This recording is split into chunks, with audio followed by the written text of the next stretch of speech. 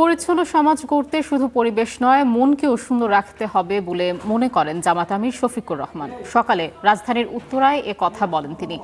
এ সময় তিনি আরও জানান, নাগরিক সচেতনতা ও নৈতিকতার সমন্বয়ে গড়ে উঠতে পারে সুস্থ ও বাসযোগ্য নগরী। এর আগে ভোর ৬টায় ক্লিন ঢাকা মহানগরী কর্মসূচির অংশ হিসেবে উত্তরার নানা ওয়ার্ডে পরিচ্ছন্নতা অভিযানে যোগ দেন তিনি। এ সময় মসজিদ, মাদ্রাসা, স্কুল, কলেজ থেকে শুরু করে পরিষ্কার করা হয়ে বাজারের আশপাশ। জামাত নেতাকর্মীদের পাশাপাশি এতে অংশ নেন স্থানীয় বাসিন্দারা।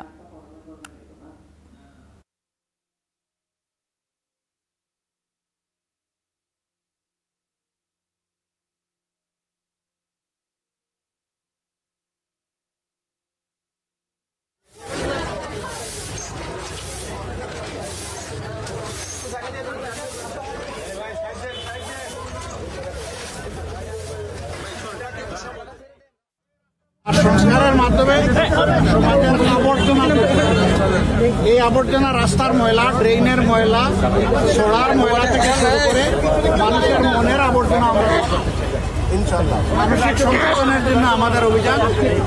আজকে এই পরিচ্ছন্নতা অভিযানে আমার অংশগ্রহণ করার মানে হচ্ছে আমার প্রিয় এলাকাবাসীকে, দেশবাসীকে বার্তা দেওয়া যে আমরা একটা পরিচ্ছন্ন সমাজ গড়ব, যে সমাজে আমাদের পরিবেশও সুন্দর থাকবে, আমাদের মনটাও সুন্দর থাকবে।